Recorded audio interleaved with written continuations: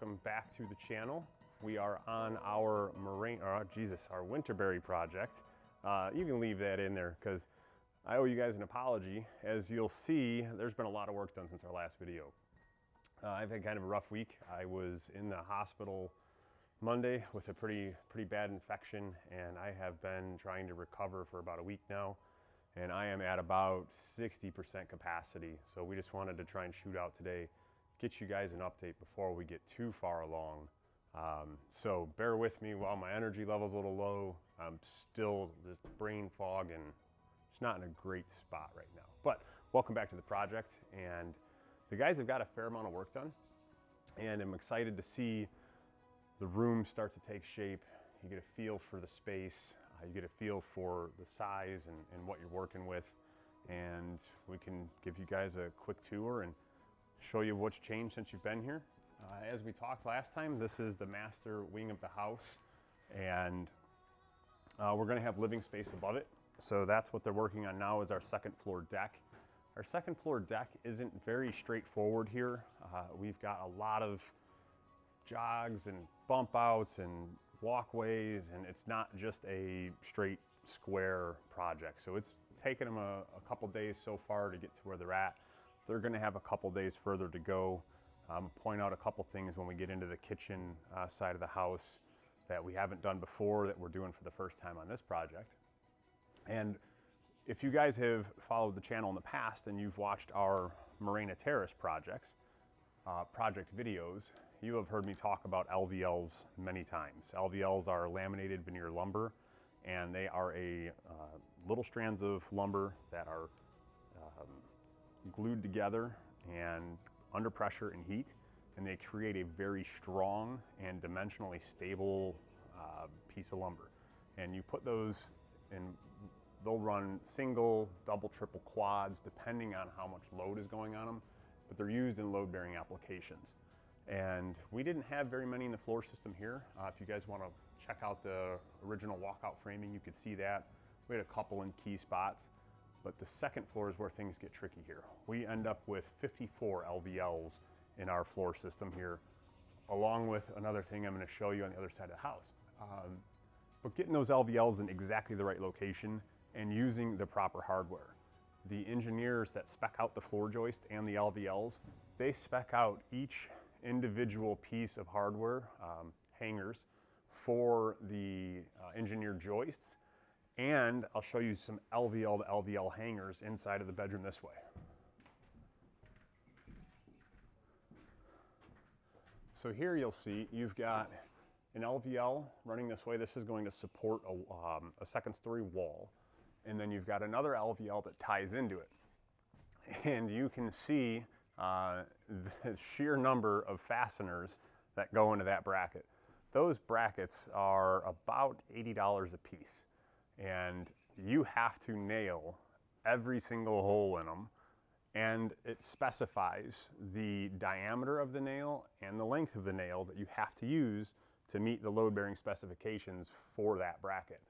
And then you'll see you have a more reasonable size bracket next to it once you get to a non-load-bearing hanger. And again, this is the bedroom, and we've got big windows in the back, view out, our slider, and then looking back down through is our bathroom and then the closet behind it. And we have, this is going to be a pocket door to come in, and then we're going to have another pocket door taking us into the closet. Now in the bathroom here, and again, we did 10-foot ceilings here, and now that we have a floor structure above them and you're closed in, you get a feel for how much more space you gain with tall ceilings. This is going to be the toilet room, and we're actually not going to put a door on it. We are going to trim it out as though it had casing all around it, just to kind of give it not such a closed off feel inside of there. We're going to put the vanity on the wall here, dual sink vanity. It's going to be a floating unit, so it won't be touching the ground. And then we're going to do backlit LED glass mirror for the wall. And then through here, and then don't mind our guys we keep ladders and everything on site, and they lock them down. It's a shame you have to do that even, I mean, we're in a great neighborhood, but we've still had other contractors get trailers stolen right off the job sites. And it's one road in and one road out. It's just, people are so brazen, it's not even funny. So right now I'm standing in the shower, and again, we're gonna carry this 10-foot ceiling into the shower. So you get this big shower, and this window looks like it's out of place. It's because it is. This window actually gets shifted down this way. That was entirely my fault. I had communicated with the lead carpenter that was on the project, or that was going to be on the project, that we had a different layout for the whole master suite. That was done by our design firm that we're using in Chicago for all of our cabinetry and just general layout for any rooms that have cabinetry. And they differed from what the architect had drawn. Well, we ended up having a different lead carpenter on the project, and in haste, we forgot to have the same conversation I had with the first guys, and they framed this wall before I got to them. So not a big deal. We'll shift this over, we'll frame up and resheathe what was there. And this, we did a 2x8 wall here to allow us plenty of room. We're gonna make this our wet wall, so all of our shower controls, we're gonna probably do dual heads on the wall plus rain shower, all of our plumbing for our sink, and we're not sure what we're gonna have to do in the wall for the mirror system we're gonna use yet, so we just erred on the side of caution and went with 2x8s instead of 2x6s. And another pocket door here, coming into the closet, and it's just gonna be a big closet. Nice window, good space. Now, I'm gonna take the shortcut. Get to play Ghost for a little bit. Now, as we're speaking about LVLs and load bearing, I'm gonna point this out before somebody else does in the video, that we've got a triple LVL that's landing on the top of a wall, and it has no support below it. If you look down here, the guys already have it marked off. They've got 3 2x6s that'll go in here, and they'll run up, and they'll carry that load straight down. Anytime you've got a triple LVL, you need to have triple supports below it or a steel column. And they'll do the same thing on the other end. They've already got them marked off that they're going in. It's just when they built the walls and stood them, they didn't know exactly where that LVL was gonna land yet until they started laying out the second floor. So then once you do that layout, then you add those 2x6s in. This is going to be our great room. And we did 2x8 walls here again. I know we mentioned it in the past, just so you get that deeper feel of the wall, because these are just going to be cased openings, so there won't be doors. There's going to be a 36-inch pass-through fireplace here. And then we're actually gonna build on the side of the fireplace a little bump out wall that's as deep as the fireplace. So the wall assembly will be the same depth. And this is new for us. We've never had to use steel in a second floor system before.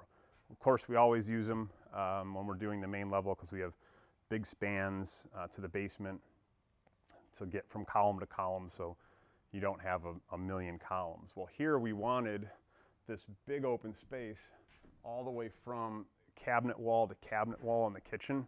Well, the only way to do it was with a W12 beam. Problem with that, 12-inch tall beam is bigger than the 11 7/8 floor joists that create the floor structure. So you are now left with a fun little project to deal with. So we flushed the beam, so the top of the beam will be flush with the top of the floor joist. So we've got this dead flat floor on the second story. This leaves us a little bit of beam hanging down. So since we've got 10-foot ceilings anyway, what we're gonna end up doing is furring the ceiling down 1 inch. So the floor joist, when they're gonna run this way, we're gonna run furring strips perpendicular, 1 inch.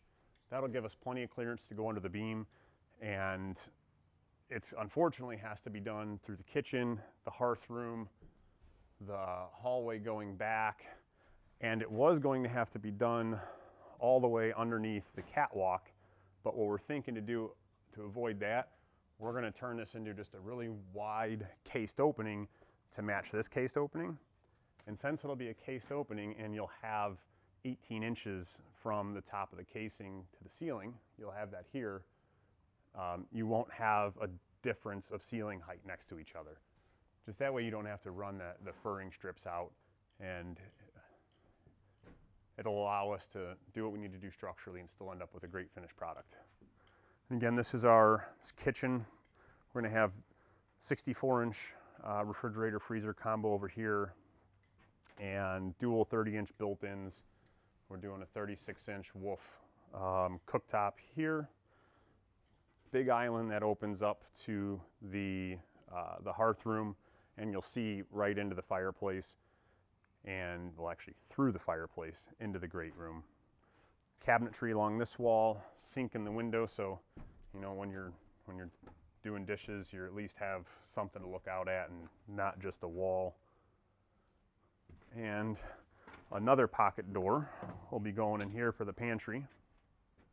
And you know, as you sometimes when you frame things and you start to get a feel for them, you can make changes on the fly. This might be one of those things where we change to a conventional door instead of a pocket door.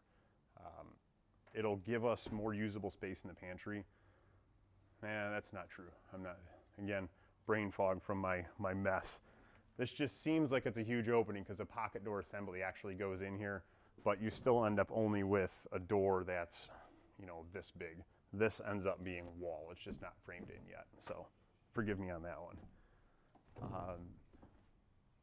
And we will, this is next to the pantry is our powder room. We're just gonna do like a little desk nook in here, place to store stuff, sit, do whatever you might want. This is our mudroom. It's gonna be shallow base.